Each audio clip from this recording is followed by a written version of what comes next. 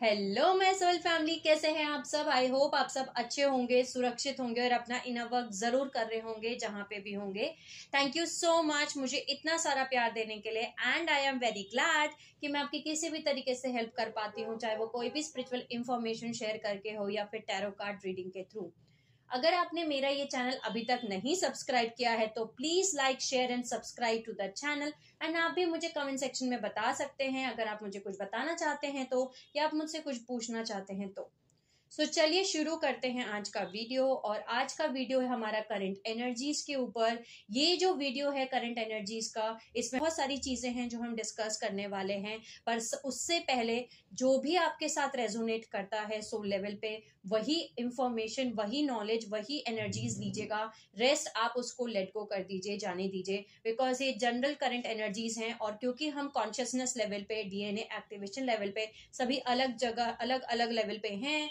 Okay, सो इसके लिए, इसकी वजह से ये जो करंट एनर्जीज हैं सबके साथ रेजोनेट नहीं होंगी। सो जो भी आपके साथ रेजोनेट हो रहा है, take whatever is resonating according to your soul and leave the rest. Okay, so शुरू करते हैं आज का वीडियो। आज के इस वीडियो में हम जानेंगे 15 मार्च से लेकर के 8 अप्रैल तक के बीच में, लगभग एक महीने से ऊपर के जो बीच में, ये जो एक महीने का टाइम फ्रेम है, इसमें क्या क्या एक्टिवेशंस हो रहे हैं। ये बहुत ही इंपॉर्टेंट महीना था।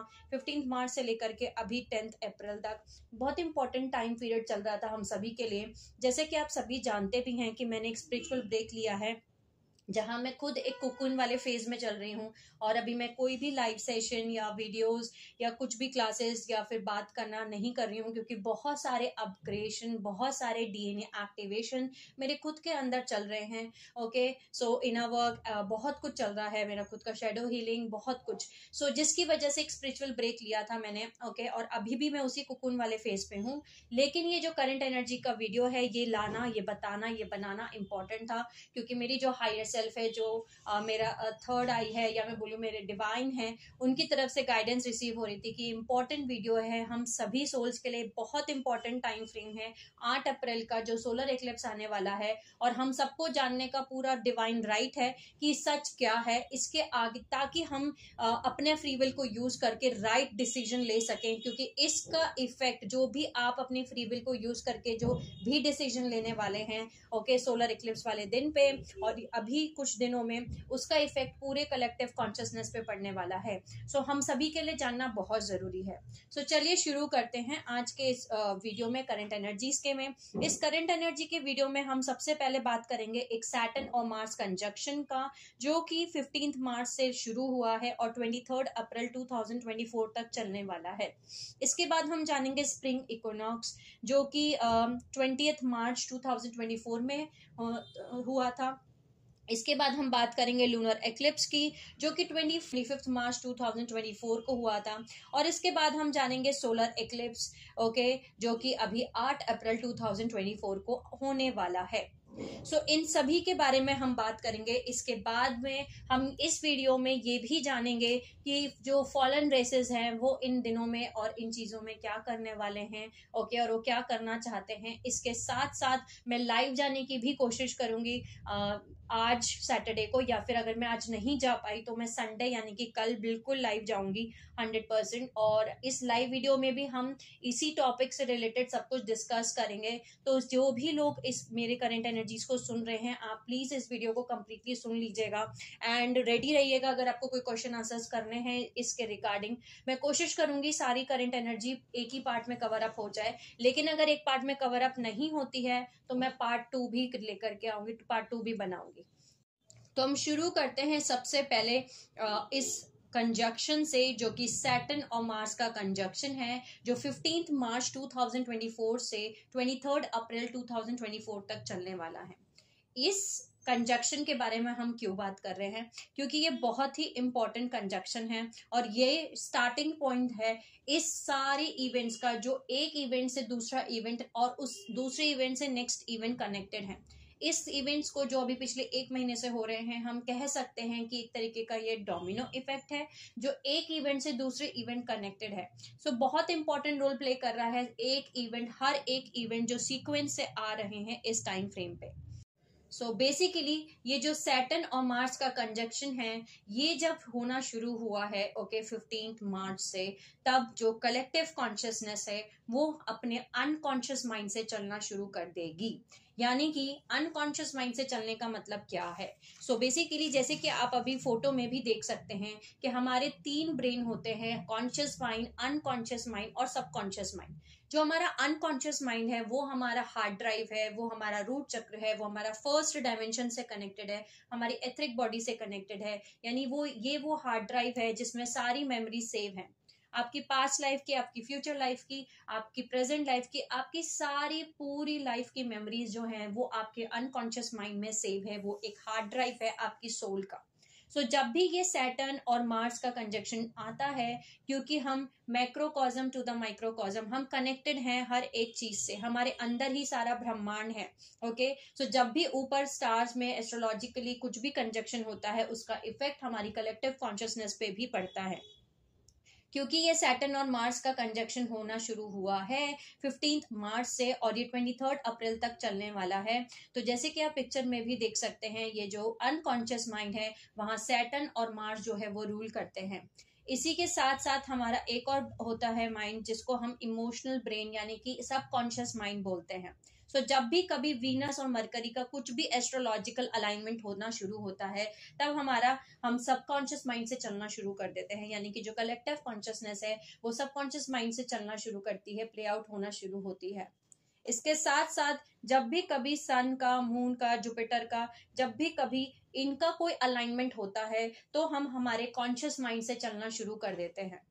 ओके, ये जो हमारे प्लैनेट्स एस्ट्रोलॉजिकल अलाइनमेंट्स हैं, ये बहुत ही इंपॉर्टेंट रोल प्ले करते हैं। जैसे कि आप सभी को पता है कि हमारे अंदर एक कॉन्शियस माइंड, सबकॉन्शियस माइंड और अनकॉन्शियस माइंड है। हमारा जो अनकॉन्शियस माइंड है वो फर्स्ट डायमेंशन से कनेक्टेड है, वो एथरिक बॉडी से कनेक्टेड है, वो रूट चक्र से कनेक्टेड है। इसी तरीके से जो हमारा सबकॉन्शियस माइंड है उसको हम इमोशनल माइंड, इमोशनल ब्रेन भी बोलते हैं। ओके, वो स्केरल चक्र से कनेक्टेड है, वो हमारी इमोशनल बॉडी से कनेक्टेड है और सेकेंड डायमेंशन से कनेक्टेड है। इसी तरीके से जो हमारा कॉन्शियस माइंड है ये हमारा सोलर प्लेक्सस चक्र से कनेक्टेड है, थर्ड डायमेंशन से कनेक्टेड है और हमारी जो मेंटल बॉडी है उससे कनेक्टेड है। इसी तरीके से जो भी एस्ट्रोलॉजिकल अलाइनमेंट्स होते हैं, ओके, वो सारे एस्ट्रोलॉजिकल अलाइनमेंट्स हमारे अनकॉन्शियस माइंड, सबकॉन्शियस माइंड और कॉन्शियस माइंड, ओके, इस पे इफेक्ट डालते हैं। यानी कि इसका मतलब क्या है? जब भी कोई एस्ट्रोलॉजिकल अलाइनमेंट होता है तो मैक्रोकॉस्म टू द माइक्रोकॉस्म, हमारे अंदर ही, क्योंकि ब्रह्मांड है, हम जुड़े हुए हैं, हम कनेक्टेड हैं, ओके, हम वन हैं। तो इसी वजह से जो कुछ भी एस्ट्रोलॉजिकल अलाइनमेंट्स हो रहे हैं उसका इफेक्ट हमारे कॉन्शियस माइंड, सबकॉन्शियस माइंड और अनकॉन्शियस माइंड में होता है। जैसे कि फॉर एग्जाम्पल, जो हमारा कॉन्शियस माइंड है जो सोलर प्लेक्सस चक्र से कनेक्टेड है, जब भी कभी सन का या मून का या जुपिटर का कोई भी एस्ट्रोलॉजिकल अलाइनमेंट होता है, तो जो कलेक्टिव कॉन्शियसनेस है वो अपने कॉन्शियस माइंड से चलना शुरू करती है, वर्क करना शुरू कर देती है। हमारा जो कॉन्शियस माइंड है वो वर्क करना शुरू कर देता है जब भी कभी सन, मून, जुपिटर का अलाइनमेंट आता है तब।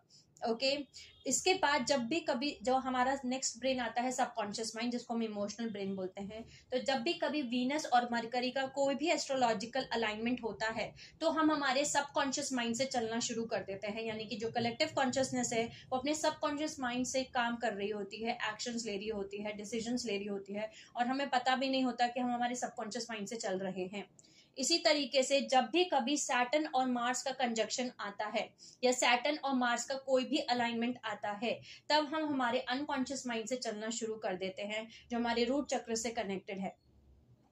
अब ये जो हमारा अनकॉन्शियस माइंड है इसको हम 3D साइंस में रेप्टेलियन ब्रेन बोलते हैं।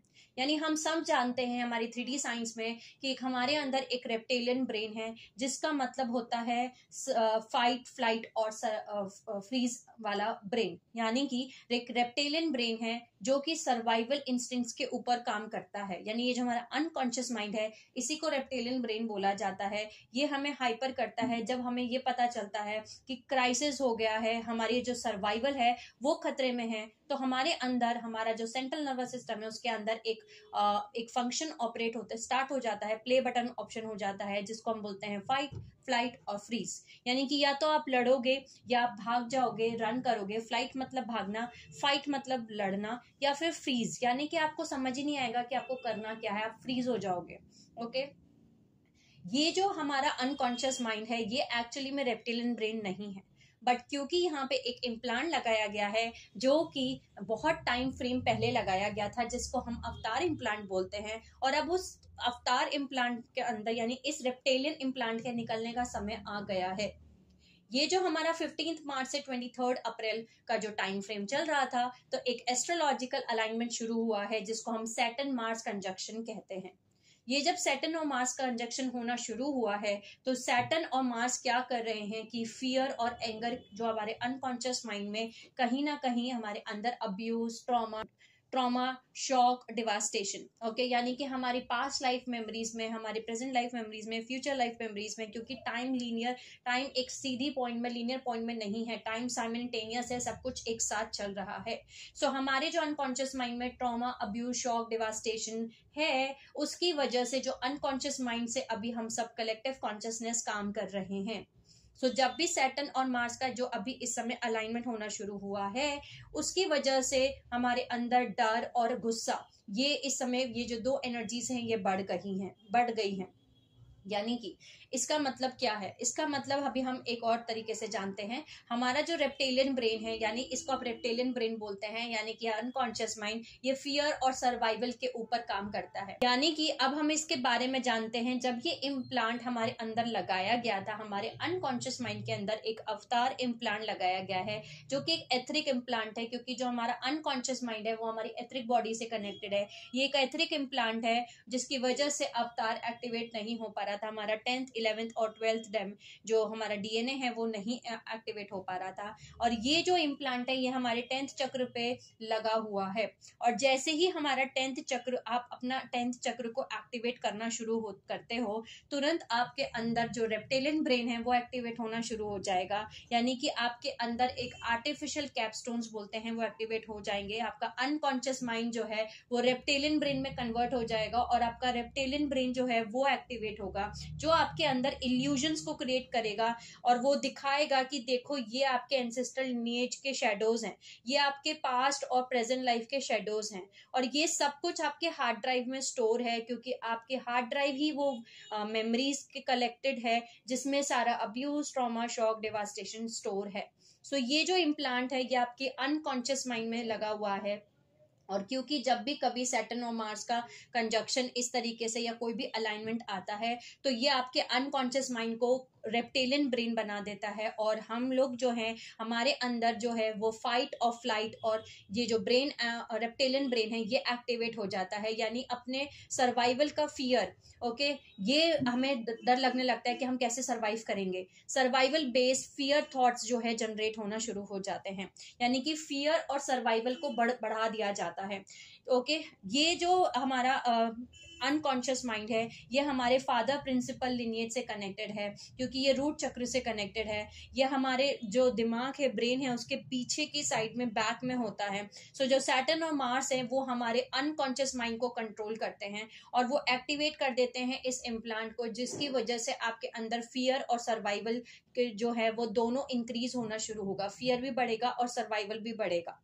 ओके, यानी कि इस समय पे जैसे कि एक फॉल्स लाइट जिसको बोलते हैं, इल्यूजन जिसको व्हाइट स्नेक भी हम बोल सकते हैं, ये क्योंकि रेप्टिलियन ब्रेन है, ओके, रेप्टिलियन इम्प्लांट है, ये एक व्हाइट स्नेक की तरीके से है, ओके, जो कि फॉल्स लाइट है, जो इल्यूजन है उसको वो बढ़ाएगा, वो दिखाएगा इतना बढ़ा करके इल्यूजन के फॉर्म में कि क्राइसिस हो गया है, अब खुद को बचाओ। ओके, अब आप खत्म होने वाले, आपका सर्वाइवल जो है खतरे में है, आप अपने आप को बचाओ, तो आपके अंदर फाइट और फ्लाइट और फ्रीज एक्टिवेट हो जाएगा। और ये जो इम्प्लांट है, इसकी वजह, ये जो इम्प्लांट है सिर्फ आपके ऊपर इफेक्ट नहीं कर रहा है, ये पूरा एंसेस्ट्रल लिनिएज जो है वो कैरी करता है। ये जो इम्प्लांट था ये कब लगाया गया था? ये इम्प्लांट जो है ड्रेकोलियन इन्वेजन, आज से जो स्टीलर एक्टिवेशन साइकिल हुई थी पहली, जिसको हम ड्रैक इन्वेजन बोलते हैं, फॉल ऑफ ब्रेवना बोलते हैं, 2,08,216 BC में, तब उस टाइम टाइम पे जो है ये हमारी इस टाइमलाइन में हमारा ये जो इम्प्लांट है ये लगाया गया था। ये हमारे सेंट्रल नर्वस सिस्टम को मैनिपुलेट करता है और हमारा जो हायर अवतार बॉडी है उसको ब्लॉक कर देता है, हमारी फिजिकल बॉडी में उसको आने नहीं देता। ओके, सो जो हमारी एथरिक बॉडी है यानी कि डायमेंशन 1 की बॉडी है वो हमारा अनकॉन्शियस माइंड से कनेक्टेड है। ये एक एथरिक इम्प्लांट है यानी कि अवतार एथरिक इम्प्लांट। ओके, ये जो हमारा 10th डायमेंशन है, क्योंकि जब आप 10th चक्र को एक्टिवेट कर रहे होते हो तभी ये सब कुछ होता है। इसके साथ साथ अगर ये अलाइनमेंट हो गया, एस्ट्रोलॉजिकल अलाइनमेंट आ गया, तब भी आपका अनकॉन्शियस माइंड जो है इस तरीके से काम करना शुरू कर देता है। तो जो आपका इस समय पे जो कलेक्टिव कॉन्शियसनेस है उन सभी के मैक्सिमम सोल्स की जो है इस समय पे 10th चक्र एक्टिवेशन चल रहे हैं। ओके, 10th चक्र का एक्टिवेशन चल रहा है और जो 10th डायमेंशन चक्र है वो 10th डायमेंशन से कनेक्टेड है।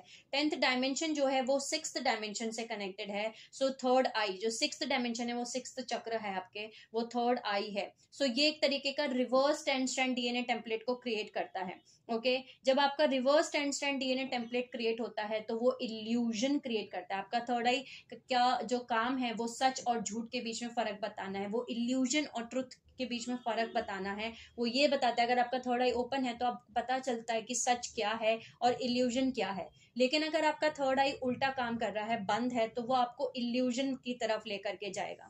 सो जब आप रिवर्स 10 स्ट्रैंड डीएनए टेम्पलेट पे चलना शुरू होते हो तब इस समय पे आप ट्रुथ और इंट्यूशन को फॉलो नहीं करते हो, बल्कि इल्यूजन में, फियर में, इन सब चीजों में जाते हो। सो ये जो चक्र है, जो हमारा 10th चक्र है, उसको हम सोल स्टार चक्र या सोलर स्टार चक्र भी बोलते हैं। ओके, ये डार्क ब्लू कलर का होता है हमारा 10th चक्र। और ये जब रिवर्स डीएनए एक्टिवेशन होना शुरू होता है तो हमारी शेडोज में इंक्रीज हो जाएगा। अभी इस समय पे क्योंकि ये कंजक्शन हो रहा है तो हमारी शेडोज जो है उसमें इंक्रीज है, इल्यूजन में इंक्रीज है, और एक आप लूप में फंसते रहोगे, यानी सेम लूप को बार बार रिपीट कर रहे हो पर उस इल्यूजन को ब्रेक नहीं कर रहे हो। ओके, सो जब भी कभी ये सैटर्न और मार्स का कंजक्शन होता है तब हम जो कलेक्टिव कॉन्शियसनेस है वो हमारे अनकॉन्शियस माइंड से चलना शुरू कर देती है। ओके, यानी कि हम रीलिव कर रहे हैं, बार बार रिविजिट कर रहे हैं उस ट्रॉमा को और हम अटक गए हैं एक लूप में। ओके, वो इस समय पे हमारे अंदर से ऐसी वॉइसेस, ऐसी आवाजें आना शुरू होती हैं जो हमें बताती हैं झूठ कि देखो ये देखो, और हमें क्योंकि हमारा थर्ड आई नहीं काम कर रहा है, हम रिवर्स 10 स्ट्रैंड डीएनए टेम्पलेट पे चल रहे हैं, तो हम डिफरेंस नहीं कर पाते कि इल्यूजन क्या है और सच क्या है।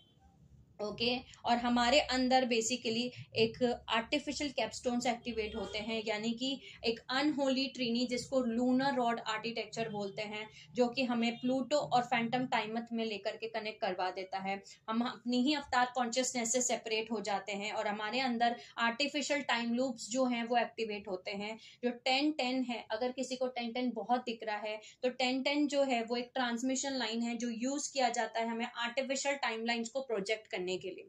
मैंने आप सभी को पहले भी बताया था कि हम एक ट्रांसमिटर्स हैं, जितने भी हम डिवाइन सोल्स हम ट्रांसमिटर्स हैं, और हमारी बॉडी के थ्रू, हमारी ही थ्रू इन फ्रीक्वेंसीज को ट्रांसमिट किया जाता है। सो 10-10 जो है वो आर्टिफिशियल टाइमलाइंस को प्रोजेक्ट करने के लिए आपके थ्रू जो है ये आर्टिफिशियल टाइमलाइंस प्रोजेक्ट की जाती हैं, यानी आर्टिफिशियली जनरेटेड थॉट फॉर्म्स। आपके अंदर ऐसी वॉइसेस आना शुरू करेंगी कि आपको ये बताया जाएगा कि जो झूठ है वो इल्यूजन है, वो सच नहीं है। ओके, सो इन्वर्टेड चीजें दिखाना शुरू कर दिया जाएगा, यानी रिवर्सल, इन्वर्टेड टीचिंग्स देना शुरू कर दिया जाएगा इंटेंशनली, ताकि हमारे अंदर जो है रिवर्सल्स होना शुरू हो जाए। अब हमें इस डिसमेंटल करना है, इस distorted based and artificial tree of life को। तो अब हम ये जान लेते हैं कि अब इसमें क्या करें। सो बेसिकली ये जो सैटर्न और मार्स का कंजक्शन शुरू हुआ है 15 मार्च से लेकर के 23 अप्रैल तक, इस कंजक्शन की वजह से जितनी भी कलेक्टिव कॉन्शियसनेस है वो अपने अनकॉन्शियस माइंड से काम कर रही है। और क्योंकि हमारे अनकॉन्शियस माइंड में ये इम्प्लांट लगा है, सो बार बार हमारे अंदर जो है एक लूप चलना शुरू होगा। हमारे अंदर इल्यूजन और शेडोज, फियर, सर्वाइवल, इन सब को बढ़ाया जाएगा ताकि हमारे अंदर सेंट्रल नर्वस सिस्टम को मैनिपुलेट करके बार बार उस फाइट, फ्लाइट, फ्रीज को एक्टिवेट किया जाए।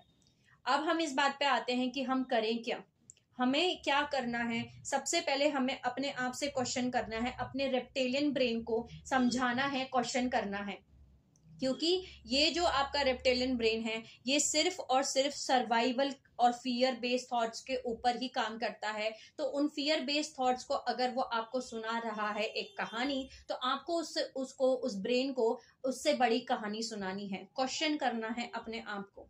और उसको आप जैसे ही क्वेश्चन करेंगे तो आप देखेंगे कि वो शांत हो जाएगा और आपको अपने थर्ड आई को देखना है कि इल्यूजन क्या है और सच क्या है, ट्रुथ क्या है और सच क्या है। और वो तभी हो पाएगा जब आप ऑब्जर्वर पॉइंट में जाएंगे, शून्य की अवस्था में, जीरो पॉइंट में जाएंगे। सो आपका जो थर्ड आई है वो आपके 10th चक्र से कनेक्टेड है। और जैसे ही आपका 10th चक्र जो है, आपके 10 डीएनए स्ट्रैंड्स अगर प्रॉपरली काम करना शुरू कर रहे हैं, तो आप उन शेडोज को, उन इल्यूजन्स को, आप शेडोज को आप हील करेंगे, इल्यूजन्स को आप ब्रेक करेंगे। आप समझ पाएंगे कि सिर्फ एक इल्यूजन है, उस लूप को ब्रेक कीजिए, उस ट्रॉमा को बार बार जीना बंद कीजिए, उसको ब्रेक कीजिए, उसको हील कीजिए। और जानिए, जब आप ट्रुथ से जिएंगे तो आपकी इंट्यूशन आपको गाइड करना शुरू करेगी, क्योंकि आप अपने थर्ड आई से चलना शुरू हो रहे हैं। ठीक है, तो ये था हमारा बेसिकली 15 मार्च से लेकर के 23 अप्रैल 2024 का कंजक्शन, जो बहुत इंपॉर्टेंट कंजक्शन है।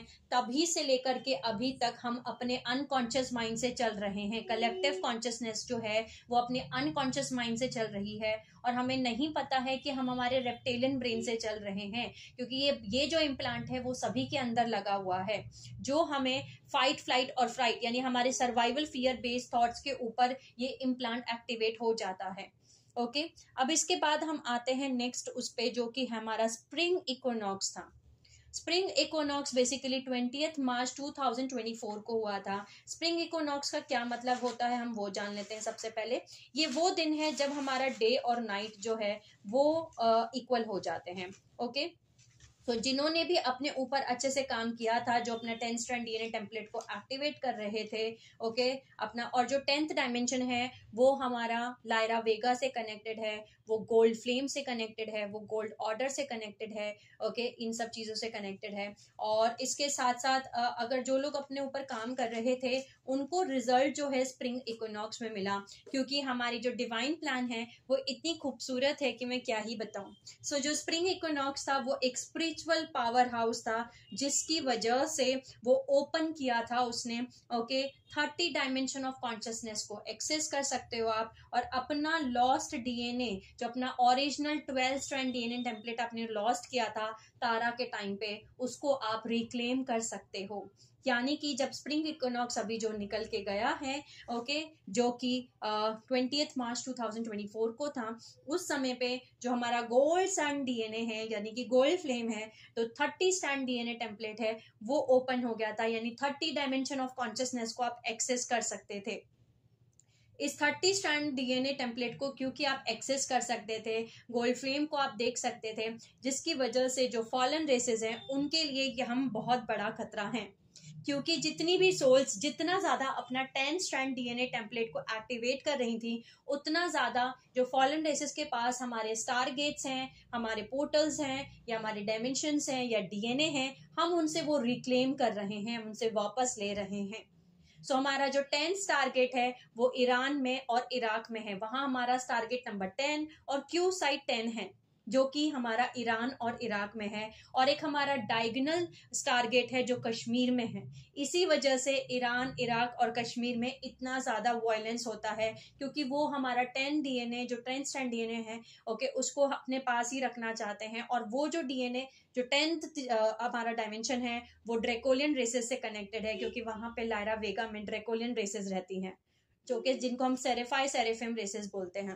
सो ये जो स्प्रिंग इक्विनॉक्स था ये बहुत ही स्पिरिचुअल पावर हाउस था, बहुत ही ज्यादा हाई पावर और हाई एनर्जीज के साथ लेकर के अपने साथ एक्टिवेशंस लेकर के आ रहा था, जिसकी वजह से हमारा एक्टिवेशंस होना शुरू हुए हमारे अंदर, जिसने और हमें पावर दिया, एक तरीके से हेल्प मिली हमें कि हम अपने पूरे 30 स्ट्रैंड डीएनए टेम्पलेट को एक्टिवेट कर सकें, जिसकी वजह से पूरी 30 डीएनए को, कॉन्शियसनेस को हम एक्सेस कर सकते हैं। वो सारे जो पोर्टल्स थे वो ओपन हो गए थे स्प्रिंग इक्विनॉक्स पे, जिसकी वजह से अब आप अपना 12 स्ट्रैंड डीएनए टेम्पलेट एक्टिवेट कर सकते थे, क्योंकि जो ऊपर पोर्टल्स हैं वो सारे ओपन हो गए हैं। 30 डीएनए की कॉन्शियसनेस को आप एक्सेस कर सकते हो, वो सारे जो डायमेंशंस हैं वो ओपन हो चुके थे।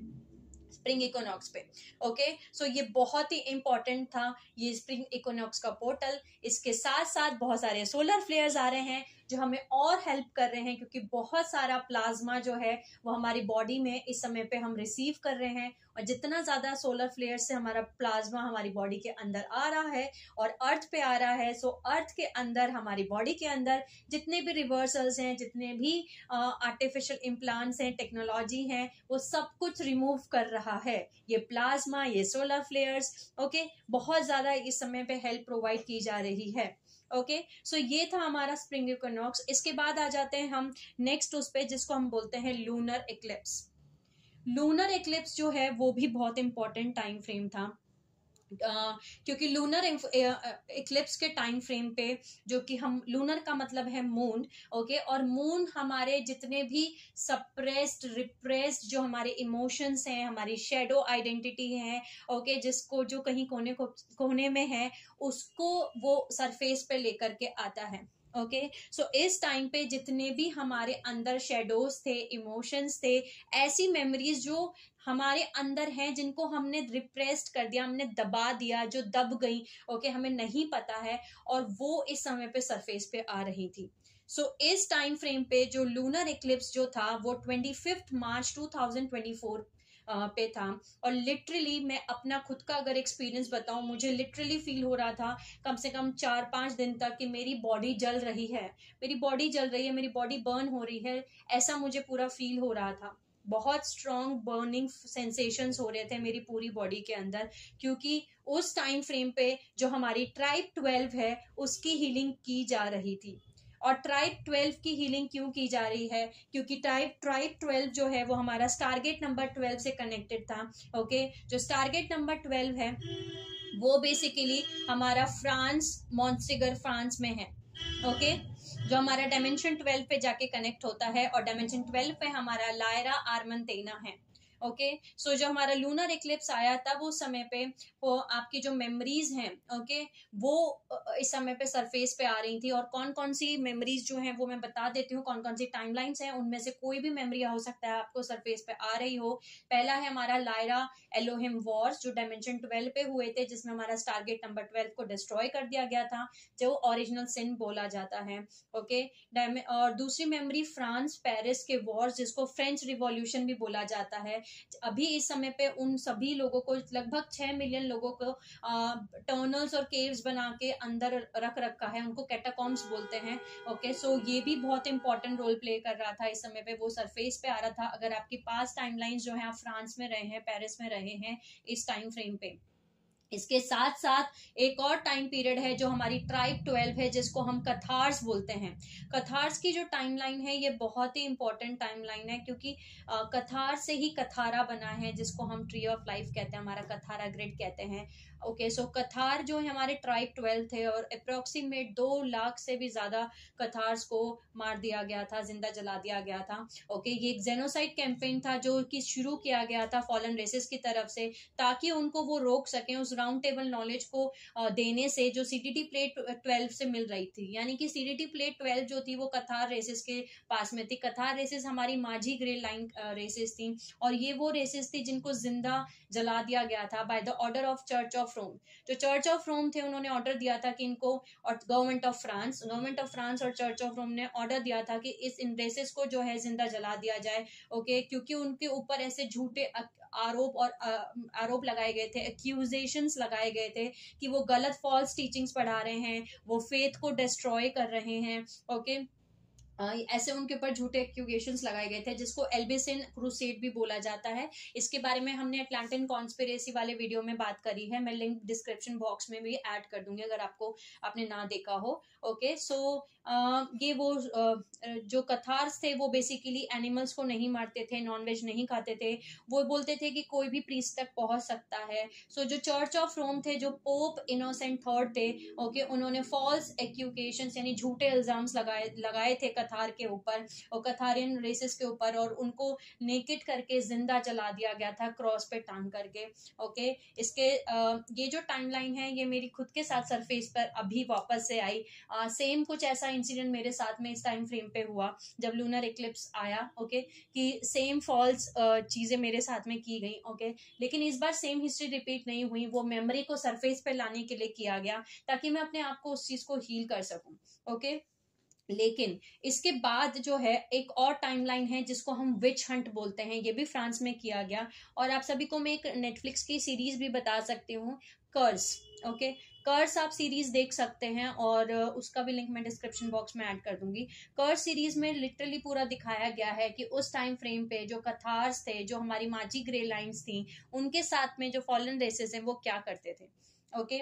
सो एक और टाइमलाइन है विंच हंट, जो वो फ्रांस से रिलेटेड ही है।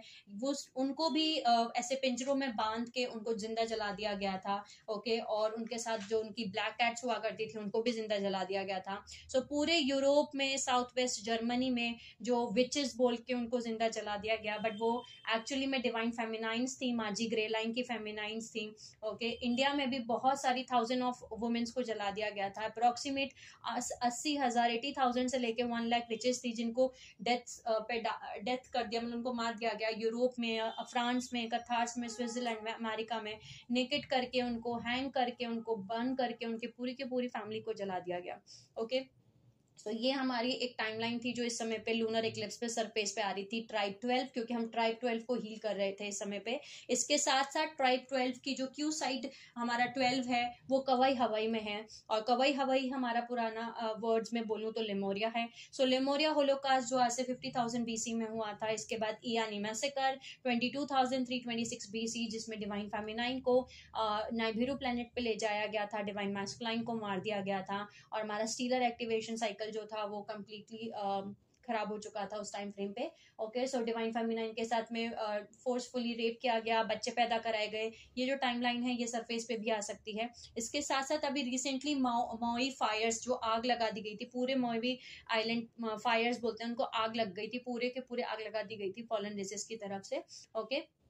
ये टाइमलाइन जो है इस समय पे आ रही थी। सो बेसिकली ट्राइब 12 की हीलिंग चल रही थी लूनर इक्लिप्स के टाइम पे, और ट्राइब 12 जो थी वो जब यहाँ पे ये सब कुछ हो रहा था तो वहाँ इन एरिया से निकल के वो दूसरी जगह चली गई जिसको हम बोलते हैं माचू पिचू पेरू, जो हमारा टारगेट नंबर 5 है। इसके साथ साथ ईस्टर आइलैंड जो हमारा क्यू साइड 2 है, ओके। सो ईस्टर आइलैंड में हमारा जो है वहाँ पे हमारा एक एल्पाइन सिस्टम है जिसको हम 4 फेसेस ऑफ मैन कहते हैं, जो अर्थ को तारा से और गाया से कनेक्ट करता है, ओके। और ये जो हमारा 4 फेसेस ऑफ मैन है ये साउंड पिलर्स हैं जो रीएक्टिवेट करने वाले हैं, करेंगे गोल्डन एपियन सिस्टम को और लॉयन नेटवर्क को, जो हमारा ग्रेट वाइट लॉयन नेटवर्क है उसको। ये इयानी रेसेस ने ही इंस्टॉल किया था और इसी को हम एंजल्स ऑफ द 4 डायरेक्शन बोलते हैं, ओके। सो बेसिकली ये सब कुछ जो है हमारा लूनर एक्लिप्स पे चल रहा था। इसके बाद आता है हमारा बहुत इंपॉर्टेंट सोलर एक्लिप्स, जो कि हमारा 8 अप्रैल को आने वाला है। और अब इस एक्लिप्स के बारे में हम बात कर लेते हैं। सो एक सबसे इम्पॉर्टेंट बात सोलर एक्लिप्स को लेकर के, एक ही चीज हमें याद रखनी है जो बहुत इम्पॉर्टेंट है, और यही सारी कहानी का सार है, ओके, सम अप है, और वो ये है कि whatever is the strongest energy of consciousness, it will manifest the reality, okay. यानी कि जो भी स्ट्रॉन्गेस्ट एनर्जी ऑफ कॉन्शियसनेस इस समय पे रहेगी कलेक्टिव कॉन्शियसनेस में, वो मैनिफेस्ट हो जाएगी। अगर जो कलेक्टिव कॉन्शियसनेस है उसमें इस समय पे जो एनर्जी है वो लव की है, वो प्यार की है, वो यूनिटी कॉन्शियसनेस है, वो हाई वाइब्रेशनल फ्रिक्वेंसीज पे अगर वाइब्रेट कर रहे हैं तो वो रियलिटी मैनिफेस्ट होगी। अगर इस समय पे जो कलेक्टिव कॉन्शियसनेस की एनर्जी है वो फियर है, वो डर है, वो इल्यूजन है, वो भ्रम है, वो विक्टिमाइजर प्रोग्राम है, तो सारी लोअर वाइब्रेशन चीजें मैनिफेस्ट होंगी। इसको अब हम प्रॉपरली समझते हैं कि कैसे। ये जो सोलर एक्लिप्स पोर्टल है ये बहुत ही पावरफुल है, क्योंकि सबसे पहले तो ये रिंग ऑफ फायर क्रिएट कर रहा है। और रिंग ऑफ फायर जो पोर्टल होते हैं ये बर्थिंग पोर्टल होते हैं। बर्थिंग पोर्टल का मतलब है कि पैदा करने वाले, क्रिएशन वाले पोर्टल्स। यानी कि जो भी स्ट्रॉन्गेस्ट एनर्जी ऑफ कॉन्शियसनेस इस समय पे अर्थ के ऊपर होगी वही मैनिफेस्ट हो जाएगी रियलिटी में। और क्रिएशन कैसे होता है? वो तब होता है जब परफेक्ट यूनियन होता है कॉस्मिक मदर और कॉस्मिक फादर कॉन्शियसनेस में। सो इस समय पे जो फॉलन रेसेस हैं वो डीरेल करना चाहते हैं इस असेंशन प्रोसेस को, वो रोकना चाहते हैं ह्यूमैनिटी को, वो ह्यूमैनिटी को वापस से लोअर रियलिटीज़ में लेके जाना चाहते हैं जहाँ ह्यूमंस कंटिन्यू फॉल्स मैट्रिक्स में, फ्रीक्वेंसी फेंसेस में, मैनिपुलेशन में, सोल प्रेजेंट प्लैनेट में उनके अंडर में, कंट्रोल में रहे। ओके, इसीलिए जो एक फॉलन रेसिस एजेंडा है वो इस समय काम कर रहा है एंटी यूनियन, एंटी हेरोज गामस, जो मदर फादर गॉड का है, जो कि हमारे अगर आप क्रिएशन को उल्टा करेंगे तो डिस्ट्रक्शन आता है। इसीलिए नासा जो है 3 रॉकेट्स को सेंड कर रहा है एक्लिप्स वाले दिन पे, और उसको एक इजिप्शियन डीमन जो है उनके नाम पे रखा है, एक इजिप्शियन डीमन गॉड बोल रहे हैं, वो एक जो केओस और डिस्ट्रक्शन मचाता है जिसका नाम है एपेक। एपेक को ही हम हिंदू सिविलाइजेशन में या हिंदू रिलीजन कल्चर में तक्षक कहते हैं। साइमल्टेनियसली सर्न भी अपने कोलाइडर्स को ऑन करने वाला है एक्लिप्स वाले दिन पे, क्योंकि उन्हें एक इंटर डायमेंशनल पोर्टल्स को ओपन करना है जहां से वो ऐसी चीज़ों को बाहर निकाल के लेके आना चाहते हैं फैंटम मैट्रिक्स में से, यहाँ बुलाना चाहते हैं अर्थ पे जो डिस्ट्रक्शन मचाएं। ओके, और जब भी हम ऐसा कुछ क्रिएशन के अपोजिट करते हैं तो वो डिस्ट्रक्शन मचाता है। तो मैं ये एक वीडियो ऐड कर रही हूँ, और जैसे कि हम इस वीडियो में देख सकते हैं कि ये एक सिम्पसन कार्टून है जो हम सभी जानते हैं। इसमें काफ़ी कुछ उन्होंने पहले से ही बता रखा है कि उनकी क्या प्लानिंग है, और इस वीडियो में वो बता रहे हैं कि कैसे वो सर्न जो है वो 8 अप्रैल को वो क्या प्लान कर रहे हैं, और ह्यूमैनिटी के लिए वो ये बताने वाले हैं कि इस वीडियो के थ्रू कि वो क्या प्लान कर रहे हैं। तो बहुत ही इंपॉर्टेंट बता रहे हैं वो कि वो कुछ इंपॉर्टेंट करने वाले हैं, वो डार्क मैटर को रीड करने वाले हैं। बट ऑलरेडी वो डार्क मैटर के बारे में सब जानते हैं, डार्क मैटर के बारे में नहीं। वो ये जो एक्सपेरिमेंट हो रहा है वो एक्चुअली उन्हें पोर्टल को ओपन करना है, या मैं बोलूँ कि ब्लैक होल को ओपन करना है। और जैसे कि आप इस वीडियो में भी देख रहे हैं वो एक ब्लैक होल को ओपन करने वाले हैं जो सब यहाँ अर्थ को सक करके फैंटम मैट्रिक्स में लेके जाएगा। सो वो ब्लैक होल को ओपन करने वाले हैं जो कि एक एक करके सक करके वो अर्थ को फैंटम मैट्रिक्स में लेकर के जाएगा। ओके, सो ये चीज़ जो है इसमें भी दिखाई गई है। सो ये हमारा ब्लैक होल है, और ब्लैक होल जो है वो फैंटम मैट्रिक्स में जाके कनेक्ट होता है। सो इस वीडियो को मैं ऐड कर रही हूँ ताकि आप समझ पाएँ कि इस समय पे जो सर्न है या नासा है या जो फॉरेन रेसेस हैं वो क्या इस समय पे 8 अप्रैल को करने वाले हैं। हमें ये चीज़ याद रखनी है कि ये जो 8 अप्रैल है ये बहुत ही इंपॉर्टेंट रोल प्ले आउट कर रहा है। अब हमें इस समय पे क्या करना है, और ये जो सोलर एक्लिप्स है ये कैसे इम्पॉर्टेंट रोल प्ले कर रहा है, इसको हम एक स्टोरी से समझते हैं ताकि हमें समझ में आए कि एक्चुअली में हो क्या रहा है, और हमें इस पोर्टल पे या हमें इस बर्थिंग पोर्टल पे, इस क्रिएशन पोर्टल पे, इस सोलर एक्लिप्स पे हमें क्या करना है, हम वो अपना डिसीजन ले पाएँ। सो चलिए एक स्टोरी के थ्रू इस चीज़ को समझते हैं। हम सभी जानते हैं कि हमारी जो आदि पराशक्ति हैं वो कॉस्मिक मदर, जो डिवाइन मदर हैं, वो एक्चुअली में ब्लू फ्लेम है। ओके, जो हमारे कॉस्मिक फादर हैं, ओके, जो हमारे फादर हैं, फादर प्रिंसिपल होल्ड करते हैं, वो हमारे वॉयलेट फ्लेम है। इन दोनों का जब यूनियन होता है तो हमारा गोल्ड फ्लेम क्रिएट होता है, यानी कि हमारी क्राइस्ट कॉन्शियसनेस, यानी कि हमारा 12 स्ट्रैंड डीएनए टेम्पलेट बर्थ लेता है। सो अब इसको हम एक एग्जाम्पल से समझते हैं। हम सभी ने माता सती की कहानी सुनी है। माता सती जो थी वो, उनकी जो यूनियन था, उनकी जो शादी थी वो शिवजी से हुई थी। और एक बार दक्ष के यहाँ पे, दक्ष सती के जो फादर थे वो थे, ओके, और दक्ष जो थे वो ब्रह्मा जी के बेटे थे। दक्ष को शिवजी बिल्कुल भी पसंद नहीं थे, वो बिल्कुल भी उनसे, मतलब क्योंकि उनके अपने खुद के बहुत सारे रीजंस थे, बट दक्ष के अंदर ईगो प्रॉब्लम बहुत ज्यादा था जो सती के फादर थे। ओके, और वो शिवजी के साथ में शादी करने के लिए बिल्कुल भी अलाउ नहीं किया, ना ही उनको पसंद थे। एक दिन दक्ष के वहां पे एक पूजा थी जिसमें शिवजी को इंसल्ट करने के इंटेंशन से उन्होंने शिवजी और सती को इनवाइट नहीं किया। ये चीज जान करके सती जो थी वो शिवजी के पास गई और उन्होंने बोला कि मुझे दक्ष के यहाँ पे, मुझे अपने पापा के यहाँ पे उस पूजा में जाना है, इतना बड़े पूजा है, मुझे उसमें जाना है। शिवजी ने उन्हें समझाया कि बिना इनविटेशन के आपका जाना वहां जरूर ठीक नहीं है, चाहे वो आपके फादर ही क्यों ना हो। तब सती ने शिवजी से ये बोला कि मेरे को अपने घर जाने के लिए, अपने पापा से मिलने के लिए किसी इनविटेशन की जरूरत नहीं है, और वो उनसे जिद करके वहां चली गई। जब वो वहां पे गई तब जो दक्ष थे उन्होंने अपने अपने ईगो में जो सती थी उनको बहुत कुछ उल्टा सीधा सुनाया, इतना ज्यादा उनको ट्रिगर किया, इतना ज्यादा उन्होंने डिसरिस्पेक्ट किया शिव जी का, पार्वती जी सती का सॉरी, कि जो सती थी उनकी जो कुंडलिनी एनर्जी थी वो राइज हुई गुस्से से। और जब वो एनर्जी राइज हुई तो बॉडी उस एनर्जी को, क्योंकि उनकी मॉर्टल बॉडी वो ह्यूमन बॉडी में थी, उस डीएनए को, इतना हाई डीएनए को वो नहीं संभाल पाई और उनकी कुंडलिनी जो अचानक से राइज हुई उनकी बॉडी जल के राख हो गई। जैसे ही वो बॉडी राख हुई उस समय पे जो शिवजी थे वो उठे और शिवजी जो हैं वो उन्होंने दो एनर्जीज को बर्थ किया अपने अंदर से, जिनको हम वीरभद्र बोलते हैं और काली माता बोलते हैं। वीरभद्र और काली माता जो हैं वो दक्ष के पास में जाकर के दक्ष का सर काट करके वो लेकर के आ गई। और उसके बाद जो शिवजी थे वो सती का बॉडी लेकर के, पूरी बॉडी को हाथ में लेकर के पूरे अर्थ पे वो चक्कर खा रहे थे, मतलब घूम रहे थे, वो पूरे ब्रह्मांड में घूम रहे थे। ओके, सो ये जो स्टोरी है मैं आपको ये स्टोरी क्यों सुना रही हूँ। सो इस समय पे जो सोलर इक्लिप्स है हमारे पास में दो ऑप्शन हैं। ऑप्शन नंबर 1 कि हम जो है सती को चूज करें जहां पे वीरभद्र और माँ काली जो हैं वो बर्थ लें, यानी कि डिवाइन मैस्कुलाइन और डिवाइन फेमिनाइन एनर्जीज हम सभी के अंदर हैं। कॉस्मिक मदर जो हैं, कॉस्मिक फादर जो हैं, उनका इस स्टोरी में सेपरेशन हो जाता है। ओके, और सेपरेशन होने की वजह से बर्थ लेती हैं लूनर डिस्टॉर्शंस, लूनर गॉड और गॉडेसेस, जिसको हम बोल रहे हैं वीरभद्र और काली माता, जो डिस्ट्रक्शन मचाते हैं। ओके, सो सोलर एक्लिप्स पे हमारे पास दो ऑप्शंस हैं।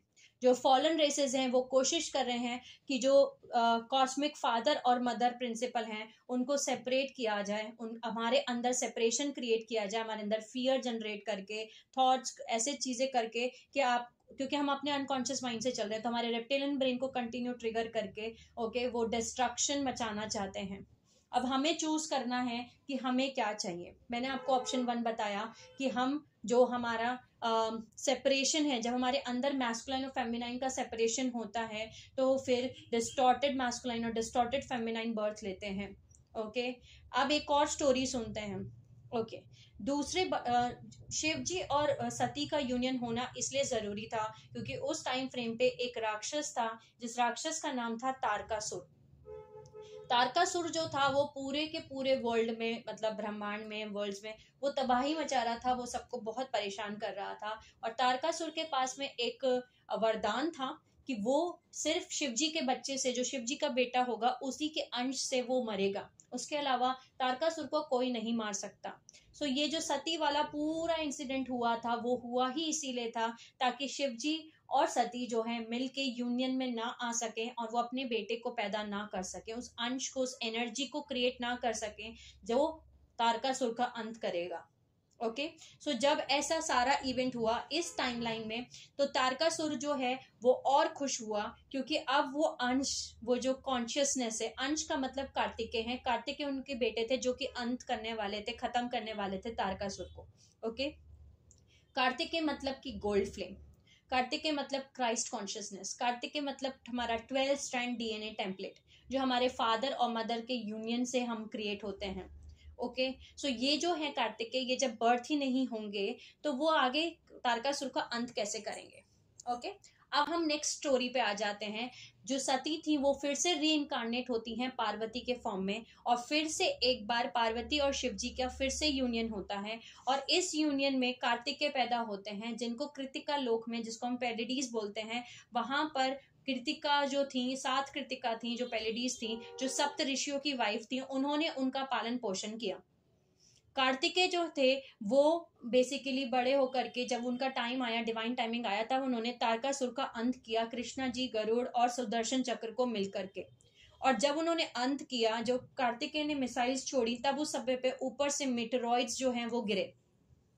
ओके, सो इस तरीके से ये मैं कहानी क्यों बता रही हूँ। दूसरी साइड हमारा जो दूसरा चॉइस है, ये ऑप्शन नंबर 1 था कि हम वीरभद्र और महाकाली को चूज करते हैं जो डिस्ट्रक्शन मचाएंगी। ओके या फिर हम ऑप्शन नंबर 2 चूज करते हैं कि हम हमारे अंदर का जो डिवाइन मैस्कुलिन और फादर प्रिंसिपल है, ओके, डिवाइन मैस्कुलिन और फादर प्रिंसिपल और जो डिवाइन मदर और कॉस्मिक मदर और डिवाइन फेमिनाइन प्रिंसिपल, इनको यूनियन में लेकर के आते हैं। और जैसे हम इनको यूनियन करेंगे तो हम बर्थ करेंगे, हम पैदा करेंगे कार्तिकेय को, यानी कि हमारी क्राइस्ट कॉन्शियसनेस को, हमारी गोल्ड फ्लेम को, हमारे 12 स्ट्रैंड डीएनए टेम्पलेट को। और जैसे ही हमारा वो बर्थ होता है, हमारा 12 स्ट्रैंड डीएनए टेम्पलेट बर्थ होगा, तो हम इस तारकासुर को अंत करेंगे जो कि फॉलन रेसेस की तरफ से है। ओके, सो 8 अप्रैल को बेसिकली हमारा डायमेंशनल डोर्स ओपन हो रहे हैं, यानी कि ऐसे सेलेशियल गेट्स ओपन हो रहे हैं, ऐसे डायमेंशनल डोर्स ओपन हो रहे हैं जो डिफरेंट टाइमलाइंस हैं। और इस सोलर इक्लिप्स की वजह से एक हमारा दूसरा ग्लोबल सेपरेशन ऑफ वर्ल्ड्स, यानी बाइफिकेशन ऑफ टाइमलाइंस और आगे बढ़ रहा है नेक्स्ट लेवल पे। ये पोर्टल ऑफ असेंशन है, यानी कि ये जो हमारा सोलर इक्लिप्स आने वाला है, इस टाइमलाइन पे हम चूज कर सकते हैं कि हमें क्या कलेक्टिव कॉन्शियसनेस में क्रिएट करना है।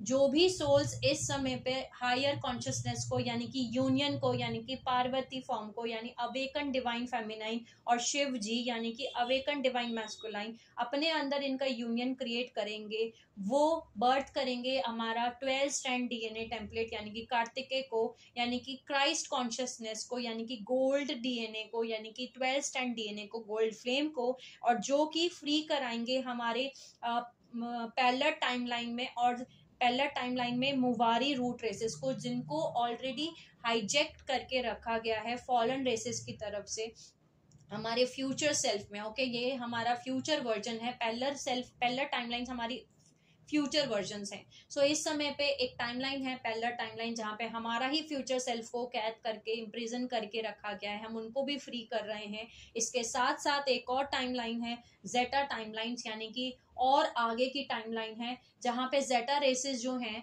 ओके, उन्होंने अपने प्लैनेट पे हमें कैद करके रखा है। और वो जो जेटा का प्लैनेट है वो ट्रिपल स्टार प्लैनेट है, यानी कि वहां पे 3 सन्स निकलते हैं। सो इस समय पे जो जेटाज हैं वो यहाँ पास्ट में आए हैं, हम उनके लिए पास्ट हैं, और वो यहाँ हर वो कोशिश कर रहे हैं, हमारी गवर्नमेंट के साथ में ट्रीटी साइन करी है उन्होंने 1930-40s में, और तब से लेके अभी तक जो कुछ भी होता आ रहा है वो टेक्नोलॉजीज देते जा रहे हैं उसके बदले में।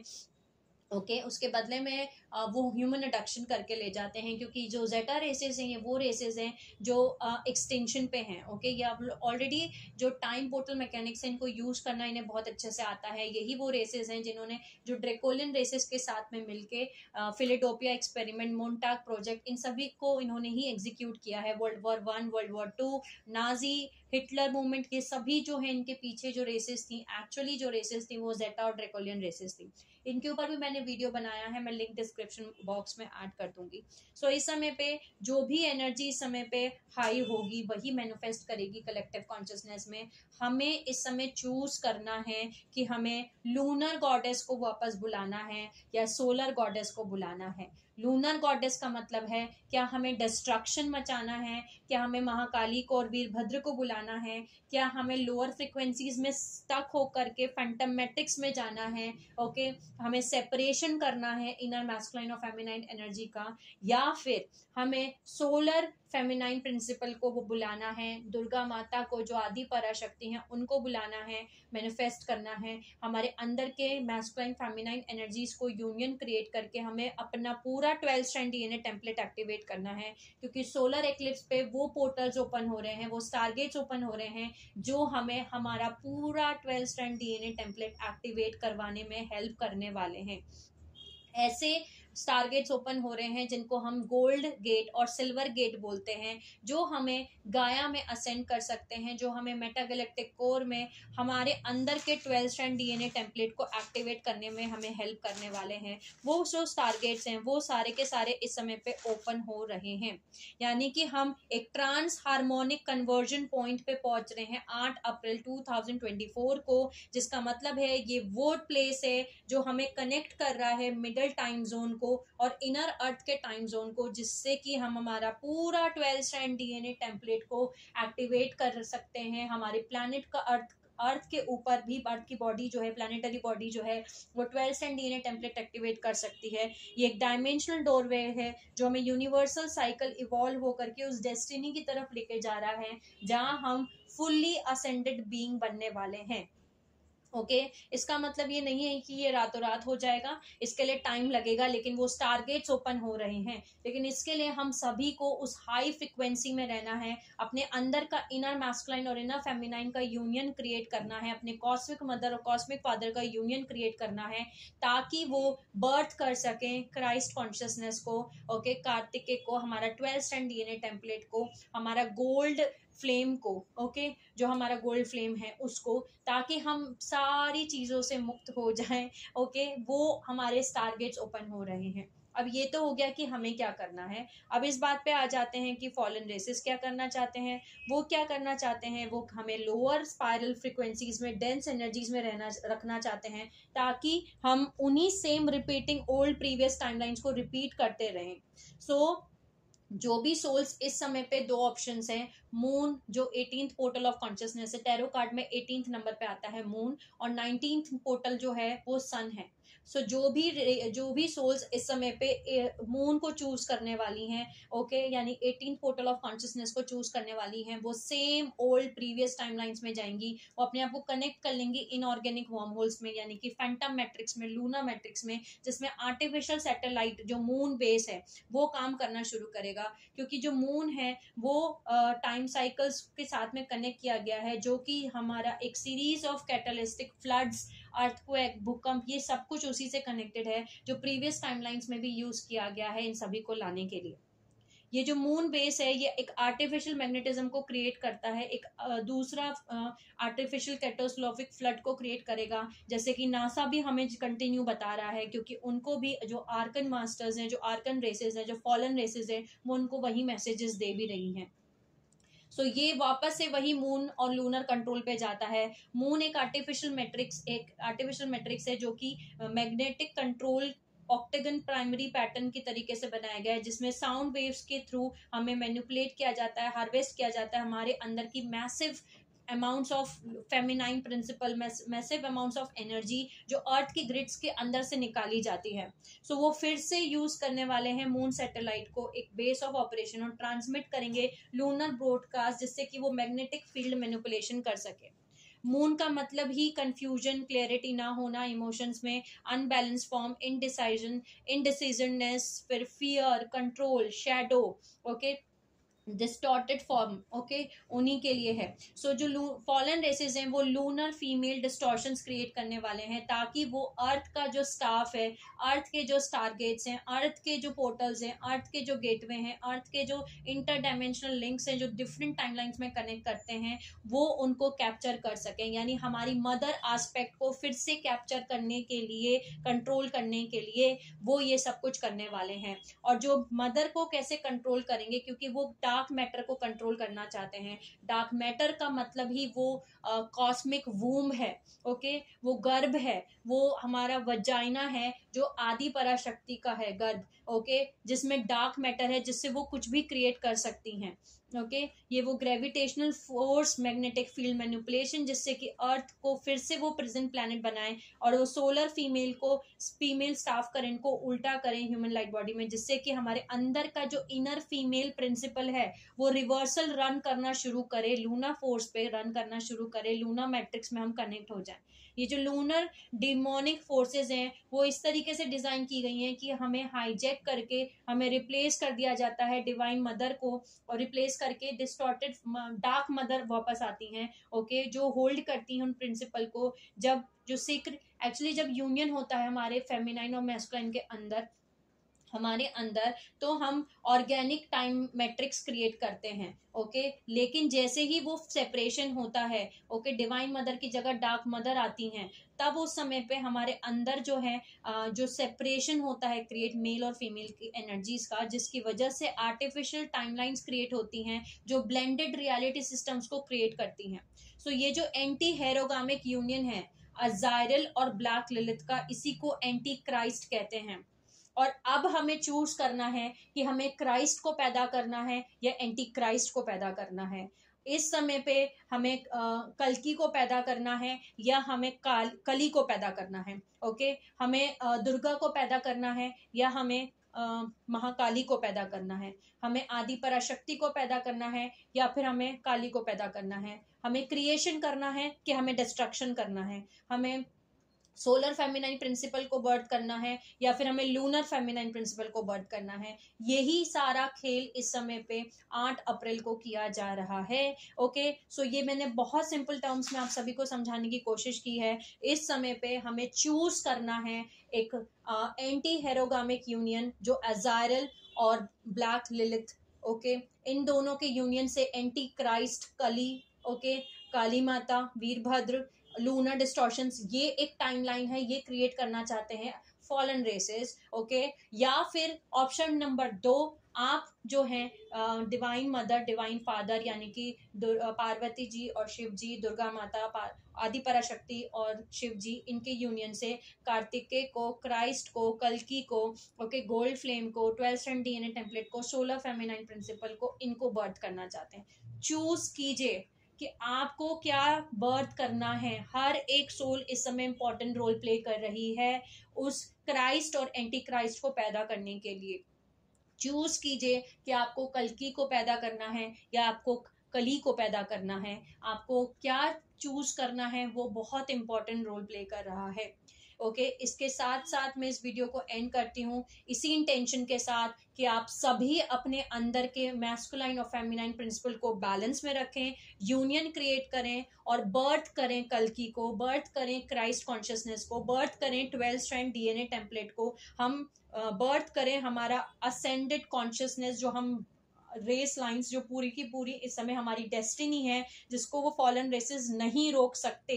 ओके, वो नहीं रोक सकते हमें असेंडेड रेस वापस बनने के लिए। इस प्रेजेंट प्लैनेट को हम वापस से छुड़ा रहे हैं। हम अर्थ जो एक बहुत खूबसूरत हेवन की तरीके से, इसी को हम बोल रहे थे कि हेवंस वापस आएंगे, ईडन गार्डन वापस आ रहा है या हेवंस वापस आ रहे हैं, स्वर्ग वापस लौट के आ रहा है, सतयुग आ रहा है। इसी को हम इन अलग अलग नामों में हम इसी के बारे में बात कर रहे थे। हमारा पूरा 12 स्ट्रैंड डीएनए टेम्पलेट, हमारा अवतार कॉन्शियसनेस, हमारा कल्कि वाला फॉर्म, हमारा क्राइस्ट कॉन्शियसनेस, हमारा कल्कि कॉन्शियसनेस, हमारा कृष्णा कॉन्शियसनेस, हमारा कार्तिकेय कॉन्शियसनेस, हमारा गोल्ड फ्लेम, ये अलग अलग नाम है पर एक ही बात है।